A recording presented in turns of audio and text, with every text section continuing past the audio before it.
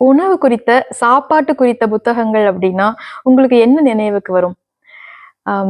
சாப்பாடு எப்படி தயாரிக்கிறது அப்படிங்கிற உணவு குறிப்புகள், வெயிட் லாஸ் பத்தின புத்தகங்கள் இதெல்லாம் தானே ஞாபகத்துக்கு வரும்.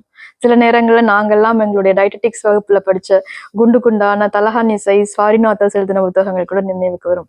அது இல்லாம தமிழ்ல மிக மிக அழகான மொழியில சுவாரஸ்யமான குட்டி குட்டி கதைகள், தகவல்கள், வரலாற்று பதிவுகள் இவையெல்லாம் வச்சு எழுதப்பட்டிருக்கும் 2 புத்தகங்கள். ஒன்று உணவு யுத்தம், மற்றொன்று பாராகவன் ஐயா எழுதிய உணவின் வரலாறு. அமெரிக்காவின் பிரபலமான 10 உணவு பொய்கள் அப்படின்னு ஒரு பட்டியலிடுறாரு எஸ் ராமகிருஷ்ணன் ஐயா அவர்கள். ஒவ்வொன்னா பார்க்கலாம். பொய் நம்பர் 1, லோ கேலரி என்ற பெயரில் விற்கப்படுகின்ற உணவில் கொழுப்பு நீக்கப்படுகிறது.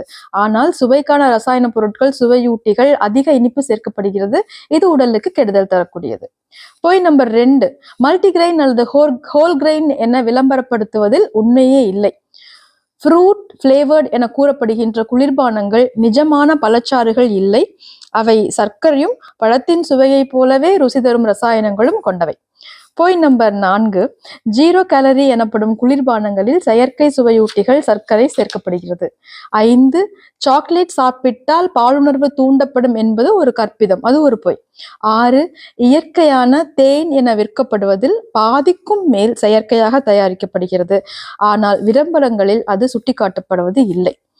7, ஊட்டச்சக்தி தரும் பானம் குடித்தால் ஞாபக சக்தி வளரும் என விளம்பரம் சொல்வது பொய். 8, விட்டமின்கள் அதிகம் என கூறி விளம்பரப்படுத்தப்படும் உணவுப் பொருட்களில் அவை செயற்கையான ரசாயன பொருட்கள் என்பது மறைக்கப்படுகிறது. 9, இதயத்திற்கு வலுவூட்டக்கூடியது என விளம்பரப்படுத்தும் எண்ணெய்கள் உடல் நலத்துக்கு உகந்தவை அல்ல. 10, மருத்துவர்களால் பரிந்துரை செய்யப்படுகிறது என கூறப்படும் உணவு விளம்பரங்களில் எந்த மருத்துவர் எந்த காரணத்திற்காக அதை பரிந்துரை செய்தார், அதை பற்றி உண்மைகள் எதுவும் வெளியிடப்படுவது இல்லை. இவையெல்லாம் ராமகிருஷ்ணன் ஐயா பட்டியலிடுகின்ற அமெரிக்காவின் பிரபலமான உணவு பொய்கள் அப்படிங்கிறது.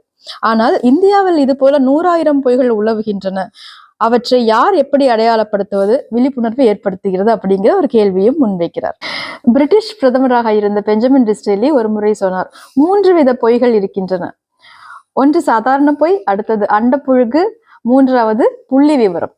உணவுப் பொருட்களை விளம்பரப்படுத்தும் போது அவர்கள் தரும் புள்ளி விவரங்கள் தான் பொய்களின் உச்சம். இந்த பொருட்களை யாராவது என்றாவது ஆராய்ந்து சரிபார்த்திருக்கிறார்களா என்ன? உணவு, உடல், மன ஆரோக்கியம், யோகம் குறித்த பலவிதமான சுவாரஸ்யமான உண்மையான தகவல்களுக்கு எங்களுடைய சேனலை சப்ஸ்கிரைப் பண்ணுங்க.